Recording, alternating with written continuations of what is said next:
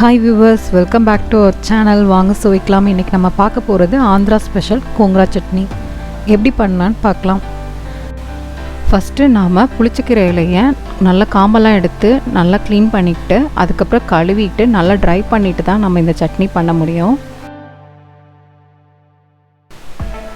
First நாம ஒரு கடாய் அடுப்புல வச்சு 1 டீஸ்பூன் ஜீரகம், 1 டீஸ்பூன் வெந்தயம்,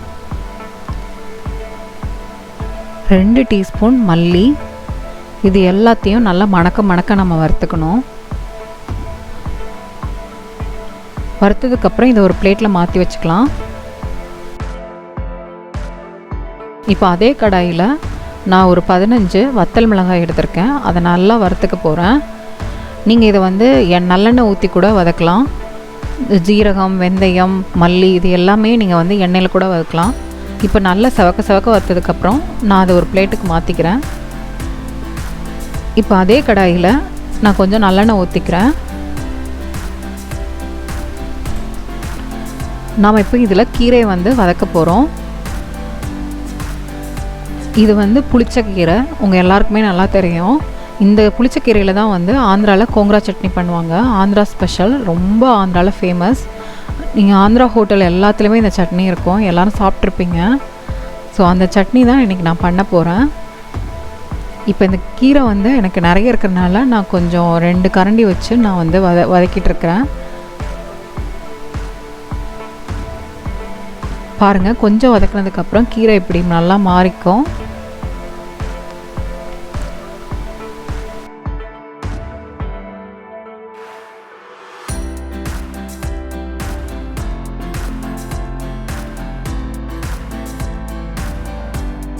ஸோ இந்த அளவுக்கு ஆனதுக்கப்புறம் நான் வந்து இப்போ ஸ்டவ்வை ஆஃப் பண்ணிக்க போகிறேன். இப்போ இதை நல்லா ஆற விட்டுட்டு மிக்ஸி ஜாரில் போட்டு நான் அரைக்க போகிறேன்.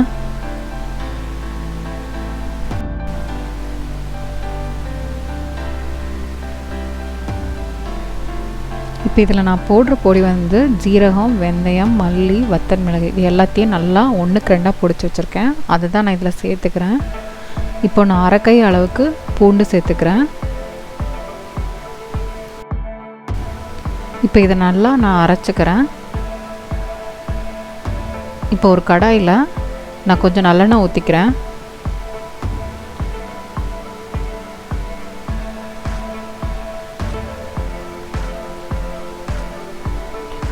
இந்த நல்லெண்ணெய் ஹீட் ஆனோடனே 1 டீஸ்பூன் கடுகு சேர்த்துக்கிறேன்.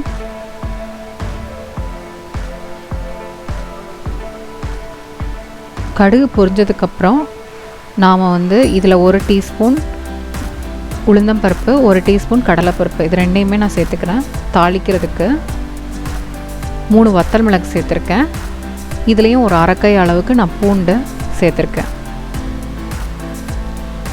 லாஸ்ட்டாக கருவேப்பிலை சேர்த்துக்கலாம். சேர்த்துட்டு நல்லா வதக்கி விடலாம்.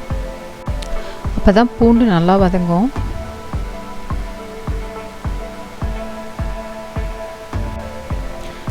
இப்போ நாம் அரைச்சி வச்சுருந்ததை சேர்த்துக்கலாம். சேர்த்துட்டு நல்லா கிளறி விடலாம். இந்த கீரையில் அரைக்கும் போது நம்ம ஒரு துளி கூட இதில் நம்ம தண்ணி சேர்க்க மாட்டோம். தண்ணி இல்லாமல் தான் நம்ம இதை அரைப்போம். இதில் ஃபுல்லாக வந்து தண்ணி சேர்த்துட்டோன்னா ரொம்ப நாள் நம்மளால் ஸ்டோர் பண்ணி வைக்க முடியாது. ஸோ தண்ணி சேர்க்காம தான் நம்ம இதை அரைப்போம். இப்போ வந்து தேவையான அளவுக்கு நம்ம உப்பு சேர்த்துக்கலாம்.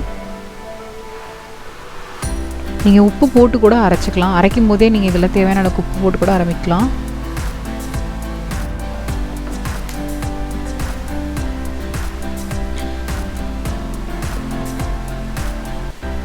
இப்போ நம்ம கொஞ்சம் கொஞ்சமாக நல்லெண்ணெய் சேர்த்து இதை நல்லா கிளறி விடலாம். எந்த ஸ்டேஜில் வந்து அது நல்லெண்ணெயை வந்து ஒமிட் பண்ணுதோ அந்த ஸ்டேஜ் தான் வந்து நமக்கு வந்து இது நல்லா ரெடி ஆகிடுச்சுன்னு அர்த்தம். அது இல்லாமல் இதை நான்ஸ்டிக்கில் பண்ணுறதுனால ஒட்டாது. நார்மலாக நீங்கள் பண்ணும்போது சட்டியில் ஒட்டாமல் எப்போ வருதோ அந்த பதம் தான் வந்து இதை நம்ம வந்து ஸ்டவ் ஆஃப் பண்ணி இறக்கி வைக்கிற பதம். நான் பாருங்கள், ஏன்னா நீங்கள் எவ்வளோ எண்ணெய் சேர்க்குறீங்களோ அதுக்கேற்ற மாதிரி தான் இது ரொம்ப டேஸ்ட்டாக இருக்கும். ஸோ நீங்கள் முடிஞ்ச அளவுக்கு நல்லா எண்ணெய் சேர்த்தே பண்ணுங்கள். நல்லெண்ணெய் ஊற்றி தான் இதை பண்ணணும். பாருங்கள், எண்ணெயை ஒமிட் பண்ண ஆரம்பிச்சிடுச்சு. இந்த டைமில் வந்து நம்ம ஸ்டவ்வை ஆஃப் பண்ணிக்கலாம். நல்லா ரெடி ஆகிடுச்சு. நாம் வந்து எவ்வளோ தூரம் எண்ணெய் சேர்த்துக்கிறோமோ அந்த அளவுக்கு இது வந்து கெடாமையும் இருக்கும், ரொம்ப டேஸ்ட்டாகவும் இருக்கும். வெளியில் வந்து நம்ம 10 to 15 டேஸ்க்கு மேலே இல்லை 1 month கூட வச்சுக்கலாம். ஸோ நீங்களும் வீட்டில் ட்ரை பண்ணி பாருங்கள். ட்ரை பண்ணி பார்த்துட்டு உங்கள் கமெண்ட்ஸ் என் கூட ஷேர் பண்ணுங்கள். மறக்காமல் சப்ஸ்கிரைப் பண்ணுங்கள். தேங்க்யூ.